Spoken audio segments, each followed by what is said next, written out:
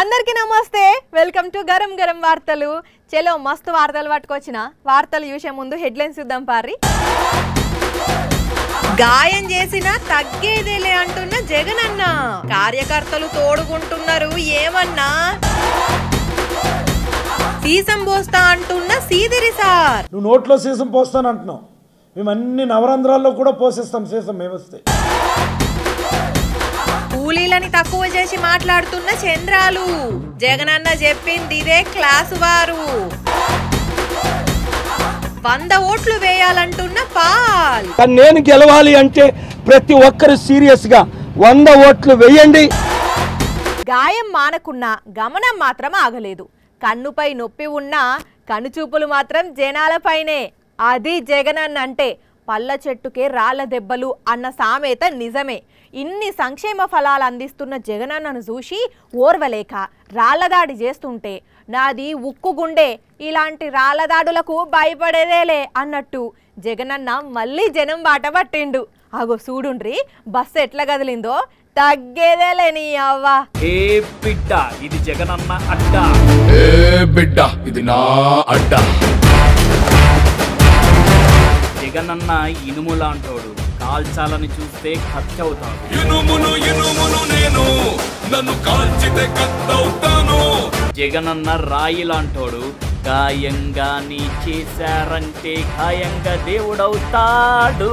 గాయంగా నీ చేశారంటే ఖాయంగా దేవుడవుతాను. ఏ బిడ్డ ఇది జగనన్న అడ్డా. ఎస్, ఇది యుద్ధమే.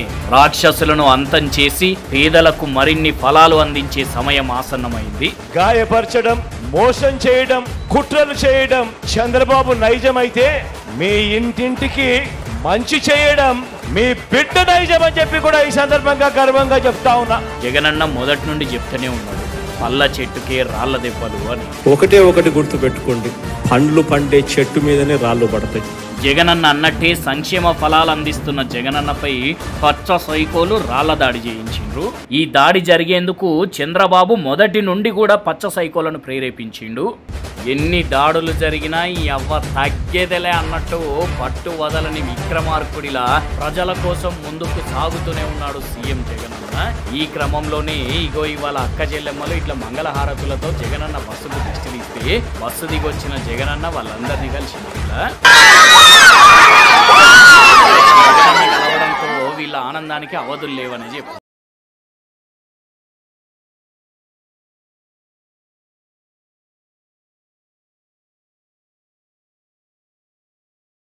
జగనన్నకు చెప్పలేనంత మంది అభిమానులు ఉంటారు.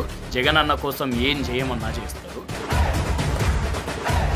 ఇలాంటి అభిమానులను కోట్ల రూపాయలు పెట్టినా అందుకే దీన్ని చూసి ఓర్వలేని వాళ్ళు ఇట్లా జగన్ మీద దాడులు చేస్తున్నారు. కానీ వాటికి భయపడే సైన్యం కాదు జగనన్నది.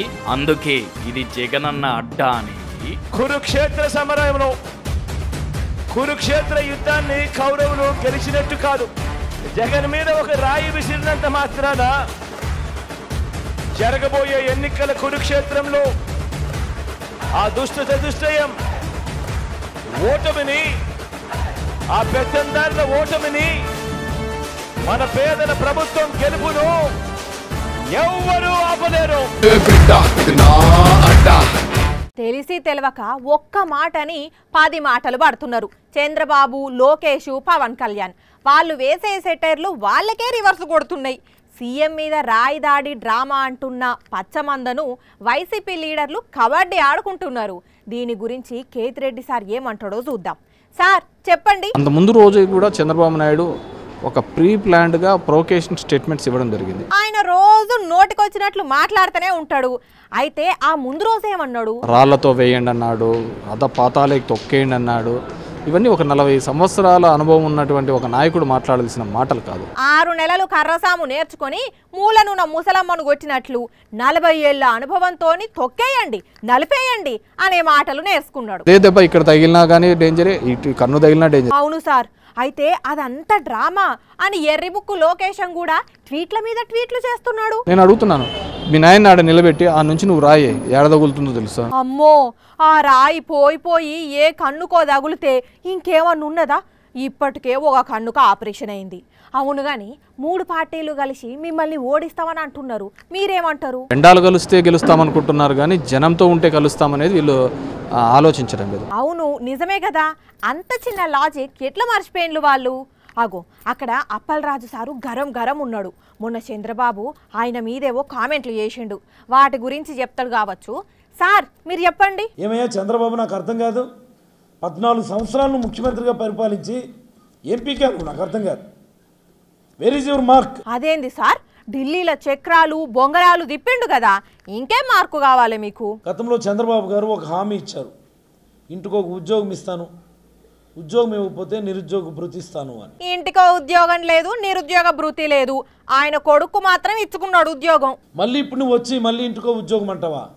అది నోరా ఇంకేదన్నా అనేది? అదే నోరుతోని ఇంకా చాలా అంటున్నాడు సార్. మీ నోట్లో సీసం పోస్తాడట. ఏటువై నువ్వు పోసేది నాకు అర్థం కాదు. ఈక ముక్క పీకలేనున్నా. బిందెలకు బోగండ్లకు మాటలేసేటోళ్ళ లెక్క ఈ సీసం పోసుడేంది సార్? నిజంగానే ఆయన సీసం తీసుకొచ్చి పోస్తే మీరేం చేస్తారు సార్? నువ్వు నోట్లోనే కాదు, నువ్వు నోట్లో సీసం పోస్తాను అంటున్నావు. మేము అన్ని నవరంధ్రాల్లో కూడా పోసేస్తాం సీసం మేము వస్తే. ఇందులో ఏం మొహమాటమేట్లేదు. ఆయనకంటే ఏం పని పాట లేదు కాబట్టి సీసం పోస్తా రసం పిండుతా అంటున్నాడు. మీరెందుకు సార్ సీసం పోసుడు? ఆల్రెడీ జనాలే పోసిండ్లు ఒకసారి, ఇప్పుడు మళ్ళీ ఒకసారి పోస్తారు. సీఎం జగనన్న మొదటి నుంచి చెప్పుతూనే ఉన్నాడు, ఇది పేదలకు పెత్తందారులకు నడుమ జరుగుతున్న యుద్ధం. నేను పేదల వైపు ఉన్నా, చంద్రబాబు మాత్రం పెత్తందారుల వైపు ఉన్నాడు. అసలు చంద్రబాబు మనస్తత్వమే పెత్తందారుల మనస్తత్వం. ఆయన వాళ్లకు దోషిపెట్టేటందుకే సీఎం కావాలనుకుంటాడు. ఆయనకు పేదలంటే అస్సలు పడదు అని మొన్నటికి మొన్న కూడా అన్నాడా? ఆగు, అదే నిజం చేసి చంద్రబాబు మనసుల మాటను బయట పెట్టుకున్నాడు. జగన్మోహన్ రెడ్డి, నీకొచ్చేది కూలీ జనం, నీకొచ్చేది కూలీ జనం. అవు చంద్రాలు గారు, అవు సీఎం జగనన్న సభలకు వచ్చేది కూలీలు, పేదలు, వ్యవసాయం చేసుకొని బతికేటోళ్లే. అన్న ప్రభుత్వ హయాంలా 5 ఏండ్లు వాళ్ళకు అండగున్నాడు కాబట్టే వాళ్లే ఇప్పుడు సభలకు వచ్చి ఆశీర్వదిస్తున్నారు. దేశంలో ఎక్కడ లేని విధంగా బ్రహ్మాండంగా పథకాలు అమలు చేసే, డైరెక్ట్ బ్యాంకు ద్వారా సంక్షేమ పథకాలు ఇంటి ముంగటికి తెచ్చే, పేదల కోసమే ప్రతి క్షణం పరితపించిపోయిన మంచి మనసున్న జగన్ కోసం ఈ పేదలు కాకుంటే ఇంకెవరొస్తారు చంద్రాలు గారు? మీదంటే అంత హైటెక్ ఆయే, నీ దోస్తానంతా హైటెక్ మనుషులతోనేనాయే. అందుకే మొన్న జగనన్న మీ కుట్రలను కుతంత్రాలను పసిగట్టే ఈ మాట చెప్పిండు కదా. ఈరోజు యుద్ధం జరుగుతూ ఉందనంటే పేదవాడికి పెత్తందారులకు మధ్య యుద్ధం జరుగుతూ ఉంది. It is not a caste war, it is a class war. ఇగో ఇది అసలు ముచ్చట. విశ్వసనీయత ఉన్న జగనన్న, విశ్వసనీయత లేని చంద్రబాబు మధ్య తేడా. ఈ ఒక్క మాటతోనే జనం పక్షాన ఎవరున్నారు, డబ్బున్నోళ్ల పక్షాన ఎవరున్నారు అనేది తేలిపోయింది. మొదటి నుంచి నా ఎస్సీలు, నా బీసీలు, నా మైనారిటీలు అని జనాలను జగనన్న ఓన్ చేసుకొని రాష్ట్రాన్ని పరిపాలిస్తే ఇన్ని రోజులు ప్రతిపక్షంలో ఉండి కూడా చంద్రబాబు నోట్లకెళ్ళి ఈసోంటి మాటలు వస్తున్నాయి.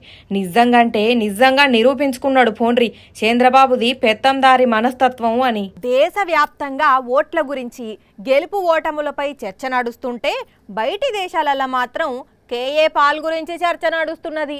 పాల్ గారు కనపడడం లేదేంది, ఏం చేస్తున్నాడు, ఎక్కడ పోటీ చేస్తున్నాడు అని ఆయన ఫాలోవర్సు సోషల్ మీడియాలో ఫుల్ మెసేజ్లు పెడుతున్నారు. మరి ఇంతకు సార్ గారు ఎక్కడ పోటీ చేస్తున్నారో, పాలిటిక్స్ ఎట్లున్నాయో అడుగుదాం. పాల్ గారు నమస్తే అండి, ఎక్కడి నుంచి పోటీ చేస్తుండ్రు సార్? కొంతమంది పిఠాపురం అంటున్నారు, ఇంకా డిసిషన్ తీసుకోలేదు. అదేంది సార్, ఎవరో చెప్పితే మీరు పిఠాపురం అనుడేంది? ఇంతకు మీరేమనుకుంటున్నారో చెప్పండి. నాకైతే ఆశ్చర్యం, నేను ఎవరిని నమ్మట్లేదు. మళ్ళా ఇదేంది సార్, కొంతమంది అంటున్నారని అన్నారు, ఇప్పుడు ఎవరిని నమ్ముతలేరని చెబుతున్నారు. పోటీ చేస్తున్నారా లేదా? ఎమ్మెల్యేగా గాజువాక అంటే ఎమ్మెల్యేగా పోటీ చేద్దాం అనుకుంటున్నారు అంతేనా? ఎమ్మెల్యేగా పోటీ చేస్తున్నాను, ఎంపీగా కూడా పోటీ చేస్తున్నాను. ఏంది, ఇటు అసెంబ్లీకి అటు పార్లమెంటుకు పోటీ చేస్తున్నారా? అదేంది, 2 పడవల మీద ప్రయాణం, గెలుస్తానని నమ్మకం ఉన్నదా?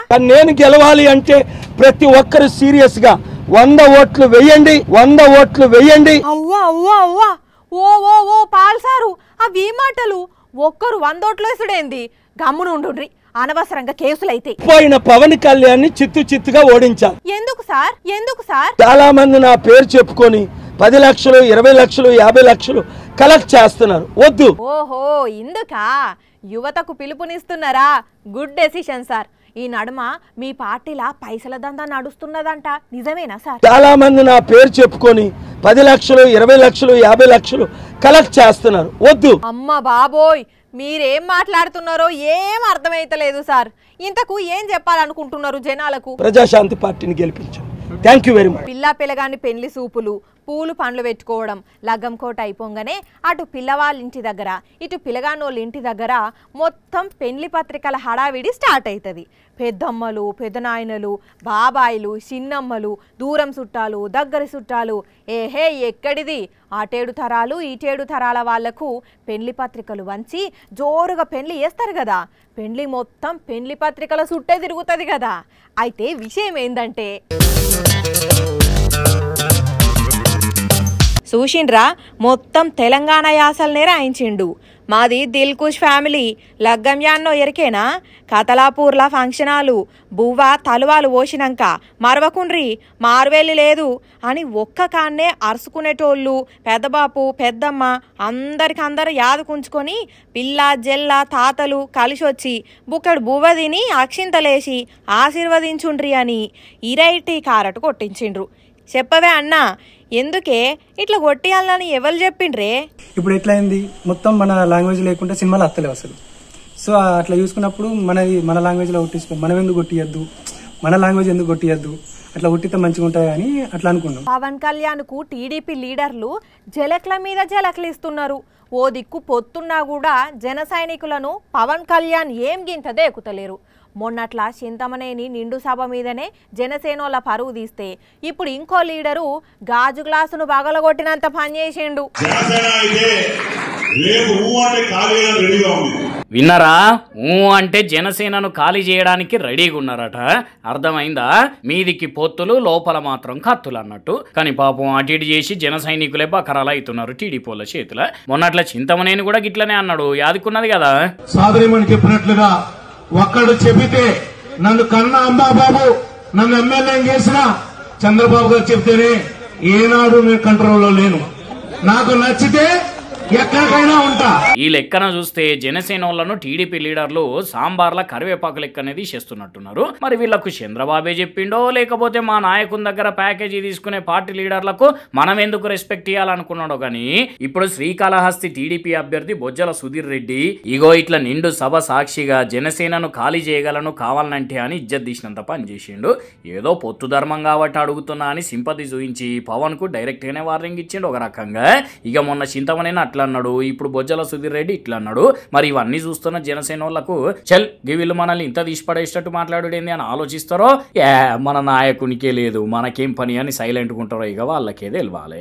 ఇక ఇవి మరి ఇయాల్టి గరం గరం వార్తలు. మళ్ళా రేపు ఇదే టైంకి ఇట్లానే కలుసుకుందాం. అప్పటి వరకు ఏం చేయాలి?